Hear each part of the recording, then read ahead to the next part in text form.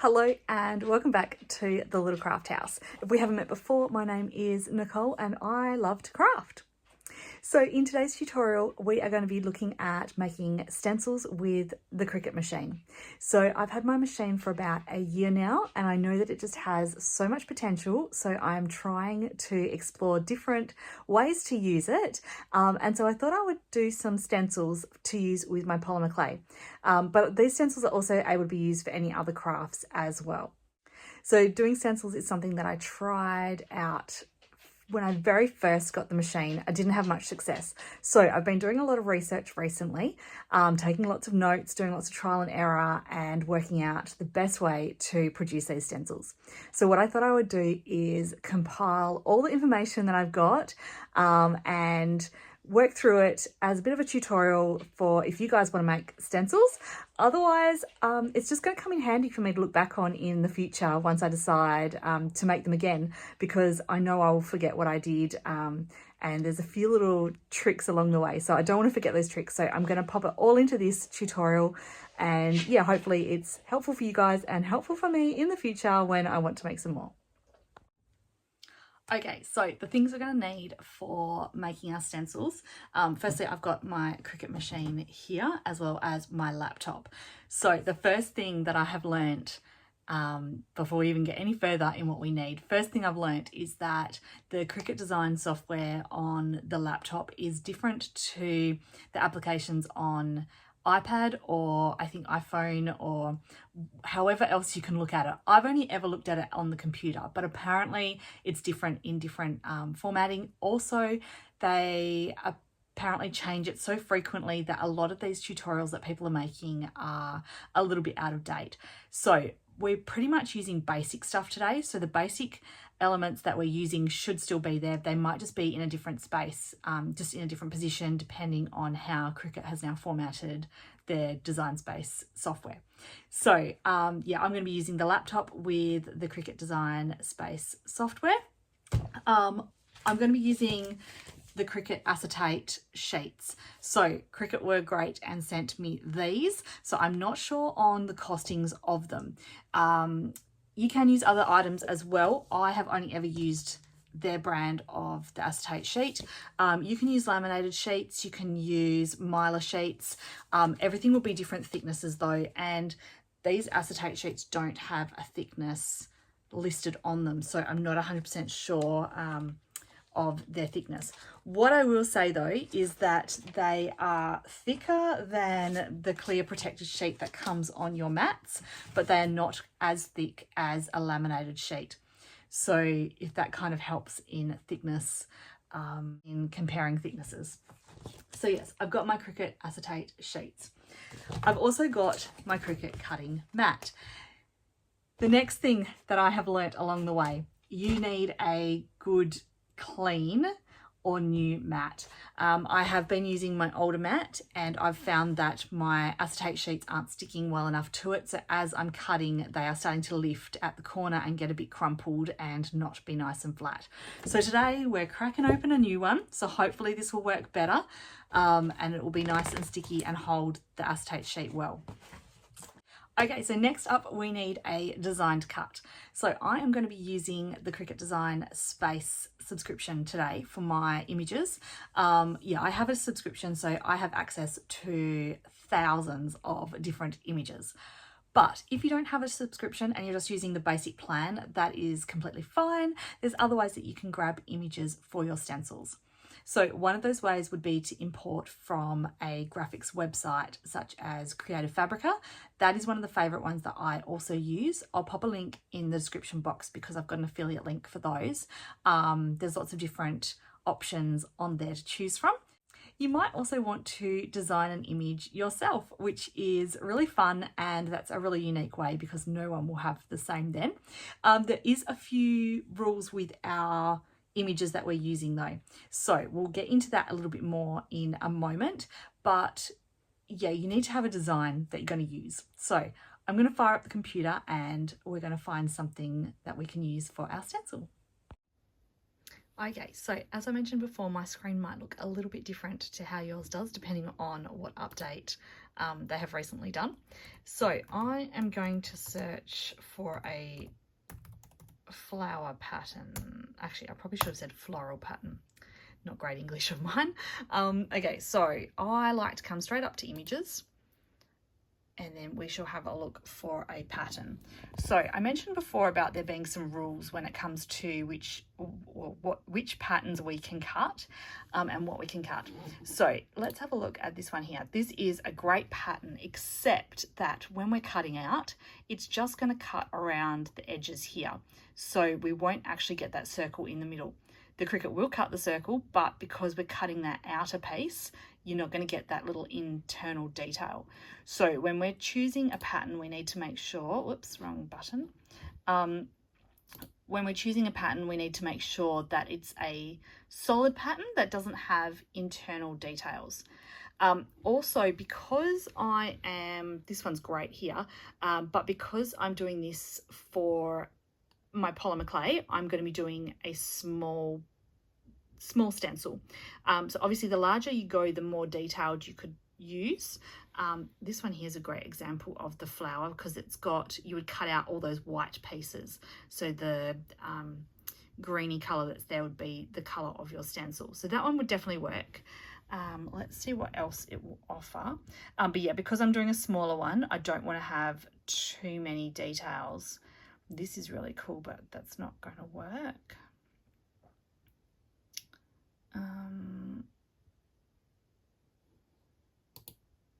Let's have a look at this one. This one's cute. I like this.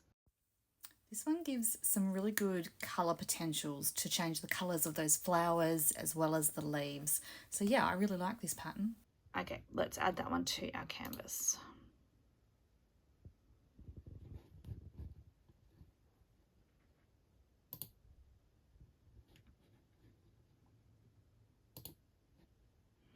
All right, so let's just straight away go up here to where we've got our basic cut, and we're just going to turn it straight to being black. So that's what's going to cut out, and that's what our stencil will be. Okay, next up, we can either just leave this as is and cut it, and then just with scissors we would have to cut around the outside to make our stencil, or we can give it a border. So I'm going to come over here to shapes and select the rectangle. Actually, do you know what we do need to do before we do this? We need to just resize it slightly. So at the moment it's 17 centimeters down here, 17 centimeters by 10 centimeters. We want to make it just a little bit smaller than that. So I'll just come up the top here, and I think we might just make it 15 centimeters, because then the height's only 8.77. So I think we'll leave it as that. All right, we'll just grab our black border.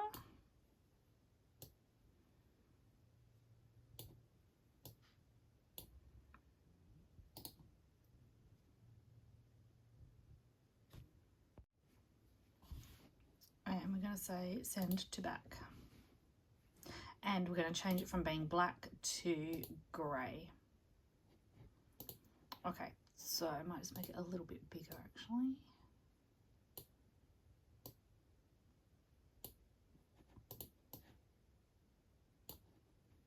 Okay, highlight both of them.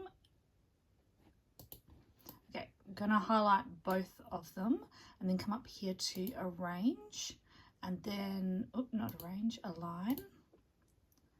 I'm going to center horizontally and center vertically, and that's going to pop it right in the middle of that border there.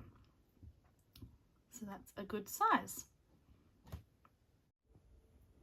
Okay, so I'm just going to highlight both of these images again so they're both selected, and then I'm going to come down here to the bottom, and where it says combine, I'm going to click on that and we're going to say subtract. When I click subtract, this tells me that's going to remove the bottom objects or the bottom layer of the group that I've selected. So we're going to click on that, and it is going to remove the black. So it's going to make it all one image. So it's now just one image. So I'm going to bring this in just slightly from the edge because I want to make sure that my acetate sheet doesn't get caught again. So I'm just bringing it in from the edge a little bit more than what I would normally do. And because this is just the one object, we don't have to press the attach button down the bottom like we would if it was multiple images. So to make the stencil now, all we have to do is come across to the make button. I'm going to click on that. Do we want to save it? Yes, we're going to save it. I'm going to call this flower stencil.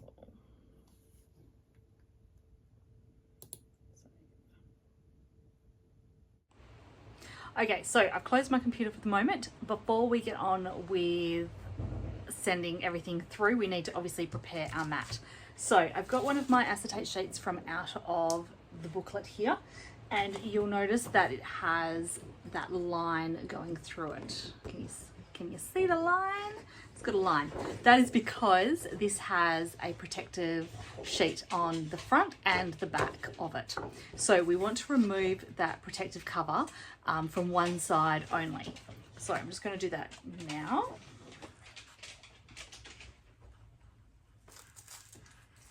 So it's just the thin piece, like you get on your vinyl sometimes, that protects the vinyl.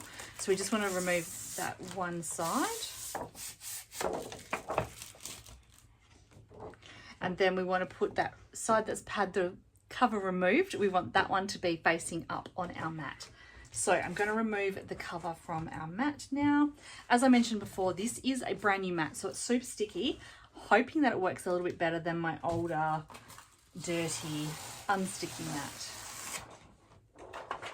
So yeah, the acetate sheet's just slightly thicker than that cover.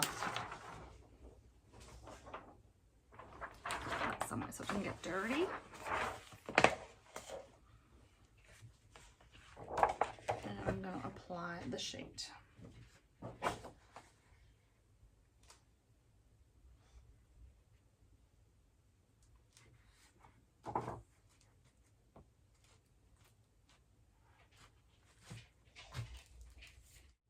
I'm just going to use my little Cricut scraper just to make sure that it's all nicely applied on. So it's nice and tight on there.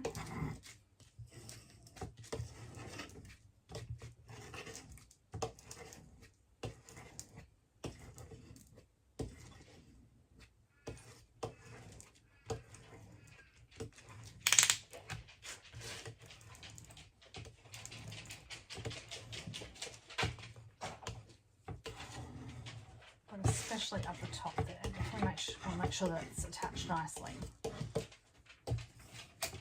Okay, so I can turn my machine on now. So this is different that my machine is here. I usually have it sitting on my dining room table. So I've moved it here for today, hoping to make it have a little bit more of a permanent spot down in my craft room now. Okay, so that is turned on. Let's just sit the mat in there ready to go in the next stage.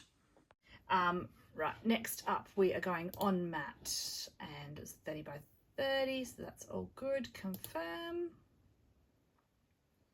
Right, that's all fine. Oh, let's bring it in a little bit because it's moved it back. Continue. Why is the connection not there? Let's try again.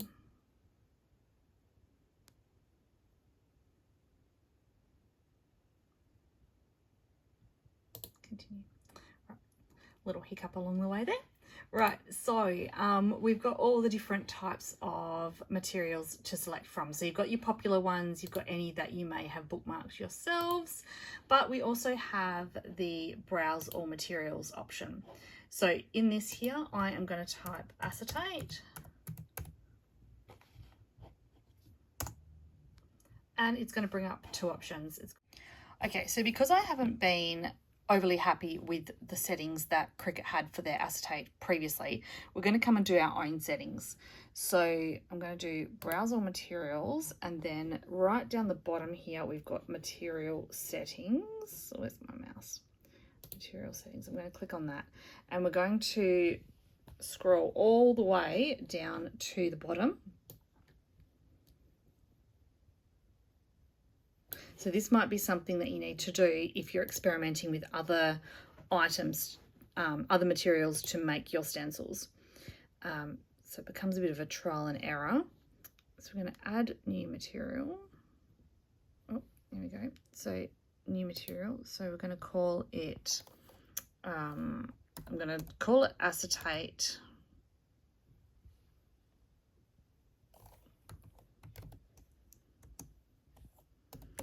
Custom, so then that way it will appear with the other acetates in the alphabetical order. And then save that.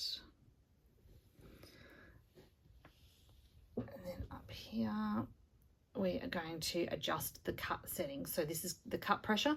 At the moment it's set on 175. That must be their base one. The normal acetate is 280. I don't think that's enough pressure, so I haven't played around with changing pressures before, so I think if it's already at 280 we might just go 300.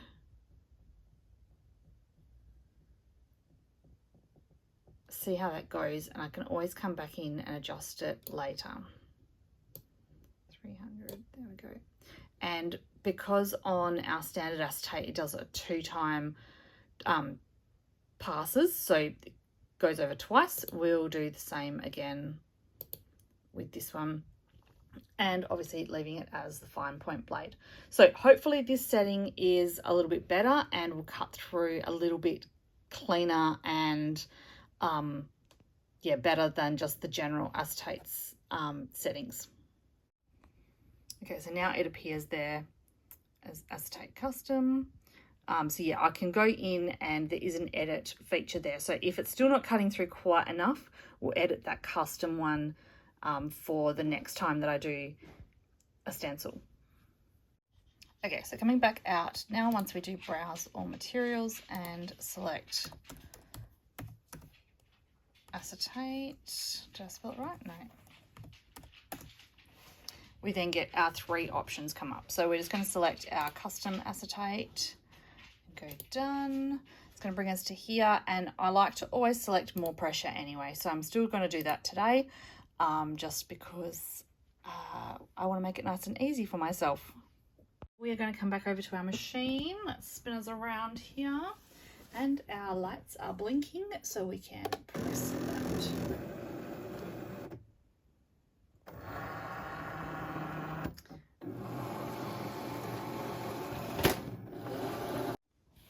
All right, all ready to go. Let's go.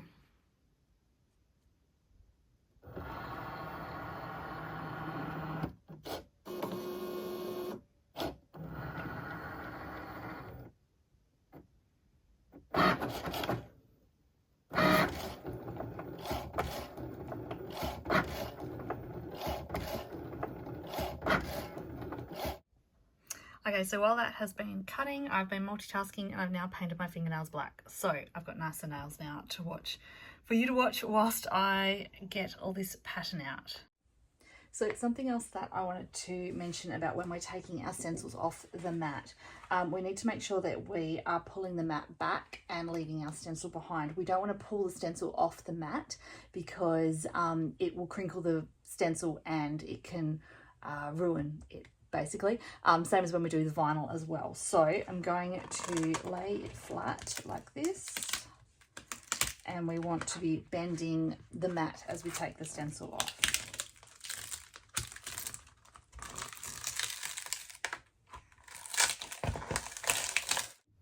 Okay, I'm just going to trim down around the stencil whilst,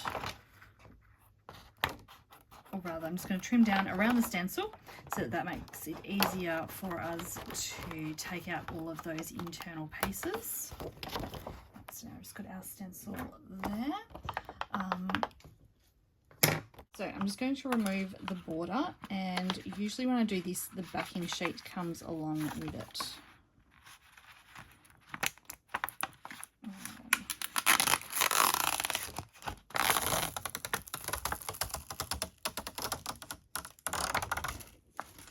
Okay, and now we just have to remove all of these internal parts, because at the moment it's still all one. Depending on your design, depends on how easy it is to remove those internal pieces.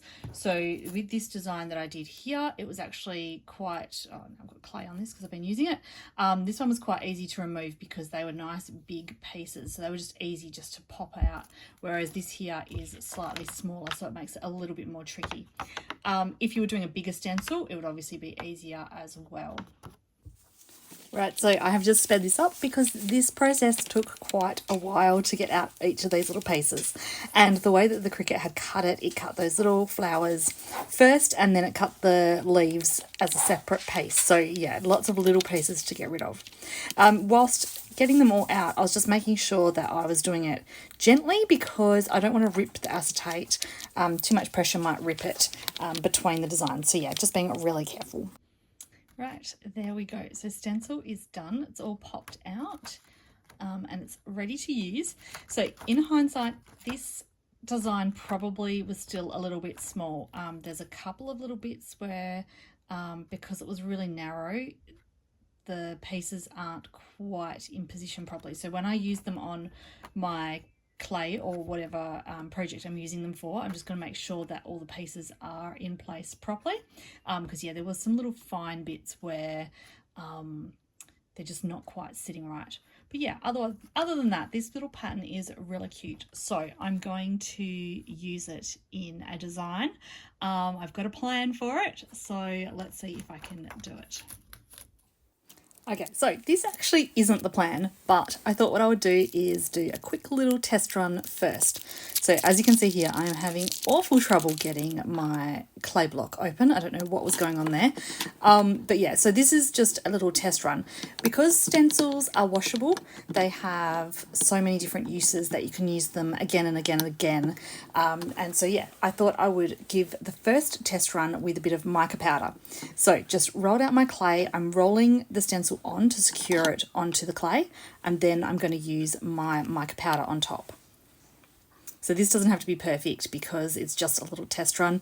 I did the first one all pink, and really I should have gone and got some green for the leaves, which is what I do in a second. It's not actually green though, it's aqua, the duo aqua colour, so it's a bit of a bluey green. But you get the point. I just sliced off these flowers afterwards and reused the clay for something else. It was just a little test run. But other than mica powders, there's heaps of different uses for the stencils on your polymer clay. So you can sponge some alcohol inks on, you can paint on them, which is what I do in a moment, which is what my actual original idea was to do. You could also use some foils or glitters or embossing powders. You can just use stencils as texture by themselves, and you can also use them as part of a macrame gain technique as well. These ones are a little bit thin for that, but I'm sure you could still use them for that reason as well. So there is the quick little design, and look how cute it turned out. So cute. I did forget to colour the dots though, but other than that, it's pretty cute. Okay, so here is the actual idea of what I was going to make. Now, I filmed it in this direction because I'm actually going to do it as a reel. Starting off first with just creating a bit of a stripe. So I wanted to create a funky trinket dish. So I was doing the stripe, and then I turned it into a checkerboardy pattern. This just went a bit wonky, a bit haywire. Not quite planned, but you know, it still looks good in the end. So yep, just checkerboarding it. I've got previous tutorials that show you how to do these ones step by step. That's why I just put it into the fast motion at the moment. So I'm just giving it a roll to flatten it all out and make it a smoother surface to be able to apply the stencil. I'm just going to release it from the tile first because I don't want to get into a big mess afterwards. But yeah, once it's all nice and flat and done, I'm going to grab that stencil and I'm going to line up some of those flowers over the little bits of dodgy print that I did there. So Just giving it another roll then to secure that stencil on, and grabbing my paintbrush with some acrylic paint and just painting it on. So the best thing about these stencils is that they are washable. So once I have finished this, I'll be able to just take it to the sink and wash it off, or as I like to also do is just grab some alcohol wipes or baby wipes and just clean them whilst I'm at my desk as well. So I did have a little bit of trouble seeing the pattern because of the lighting in my room, so I've just taken it away to finish most of it up. I'm not forgetting the dots this time, filling those in with some pastel yellow. And of course, whilst I was doing the painting, I realised that I had forgotten to punch out one of the flowers. That is why there is a bit of a gap in the top corner. You'll notice it in a minute.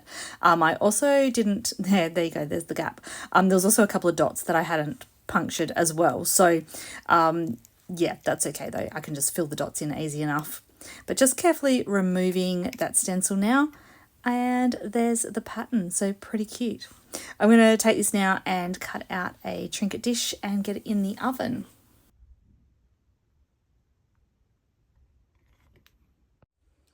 Okay, so there is my little trinket dish that I made with the stencil. I hope you guys have enjoyed coming along with me today whilst I make stencils. It's been lots of fun, and hopefully you've learned a thing or two about making them as well. And if you've enjoyed today's tutorial, I would love it if you would like and subscribe to the channel. That really does mean the world to me when people hit those buttons. So thank you so much for joining me. I will be back again next week with another tutorial. I'm going to go and enjoy this little dish now. I'm going to go find somewhere to put her. Yeah, thanks for joining me, and I'll see you again next week. Bye.